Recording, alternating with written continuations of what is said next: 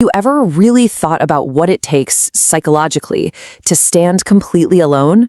I mean, not just for a minute, but for your entire life, against pretty much everyone, all for something you believe is right?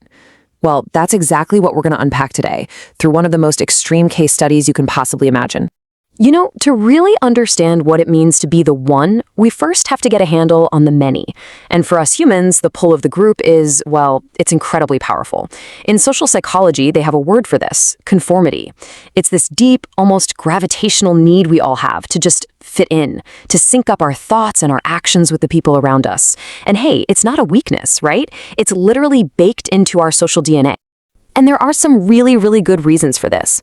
I mean, we figure out who we are by bouncing our opinions off other people. We all crave that little nod of approval, that social acceptance. Psychologically, being connected is just plain good for us. It's a buffer against things like depression and anxiety. And at the very root of all of this is one of our most powerful motivators: the fear of being rejected, the fear of being kicked out of the tribe. This is basically the default human operating system. But that system, it runs into a catastrophic bug when the group itself becomes the problem.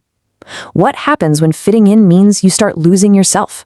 I mean, what do you do when the collective wisdom turns into collective insanity? This, right here, is where our story really kicks off. All right, so let's paint a picture here. We're about to enter a world that is the most extreme example of cultural decay you can think of. A place where the entire social fabric has just completely unraveled. This is the world of Noah. So the world Noah was living in, it wasn't just a little off track. The sources describe it as being totally saturated with corruption, filled with violence. This wasn't a society with a few bad apples. We're talking about the entire orchard being rotten to the core. And this gets to a really crucial point. This was a total system failure.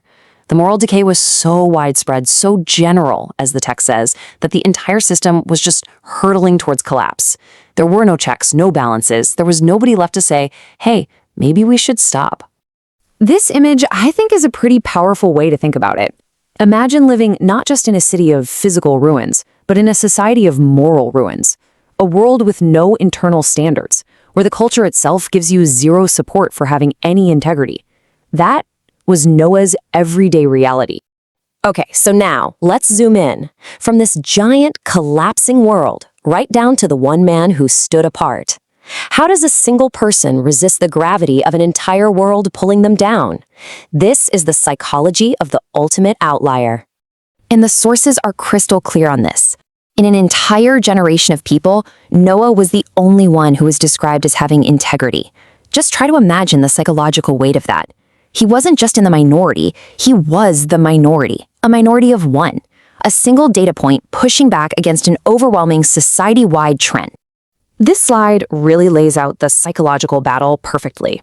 On one side, you've got all these massive forces pushing you to conform, the need for social validation, the deep fear of being ridiculed or rejected. But then you look at Noah's side of the chart, and you see what it takes to stand alone. Really strong internal standards, a deep well of integrity, and a connection to what one source calls an ennobling purpose.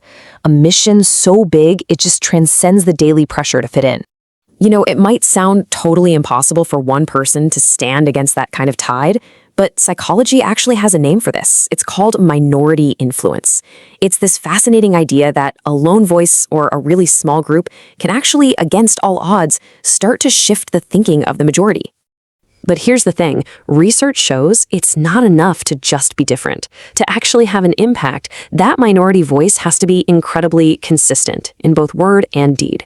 You have to be confident in what you're saying, and often you have to offer a totally different path forward. And just think about Noah for a second. He can just stand on a street corner saying, "You're all wrong." He spent decades consistently and confidently building a massive and very divergent solution. So this reframes Noah's story completely, doesn't it? It stops being just a story about obedience and becomes this powerful model for leadership. Specifically, leadership under the most extreme pressure you could possibly imagine. And this really gets to the heart of the lesson. True leadership isn't measured by how many people follow you or agree with you. It's measured by the courage to do what you know is right, even when you are the only one doing it. 120 years. Just let that number sink in for a second. That was how long his project, his constant testimony, went on. That's longer than most of us will live, spent working on a single mission, probably enduring constant ridicule, holding on to a vision that literally no one else could see. The level of patience there it's almost unimaginable. So we can actually break his whole journey down into a kind of leadership framework. It starts with step 1, receive the vision. You have to understand the mission. Then, step 2, obey with precision. The sources say he followed the blueprints exactly. Step 3 is the hardest part, endure with patience. You have to maintain that focus through all the ridicule, over decades. And finally, step 4, complete the mission, see it all the way through to the end. So the crucial point is this. Integrity is easy when everyone around you is honest and supportive. It's a whole different ballgame when it's not. The real test of integrity, where it's truly revealed, is when the surrounding culture offers you zero support for it. To stand alone in that kind of environment, that takes an incredible amount of internal strength. All right, now let's pull the lens way back and talk about a new way of looking at this story, and maybe a lot of others like it. What if, just what if, we've been reading them in a limited way this whole time? Here's the big idea of this entire explainer. What if we shift our perspective? What if we stopped seeing these ancient narratives as just moral lessons and started seeing them as deep, recurring psychological maps of the human experience, as human patterns? And when you look at it that way, suddenly the story of Noah isn't just some ancient tale from a dusty book. It becomes a timeless case study. It's a perfect illustration of conformity, the surprising power of minority influence, and the sheer psychological fortitude it takes to lead against the current. It's all there. Which of course leads to a pretty fascinating question. If this ancient story maps so perfectly onto modern psychological principles, what other narratives are out there, just waiting for us to hold them up, not as old lessons, but as mirrors? Mirrors reflecting our own human patterns, our own struggles, our own strengths. So, if this explainer shifted how you think about these kinds of stories, from just moral lessons to profound human patterns, then you are definitely in the right place. Go ahead and subscribe, because this is what we do here. This is where stories become mirrors.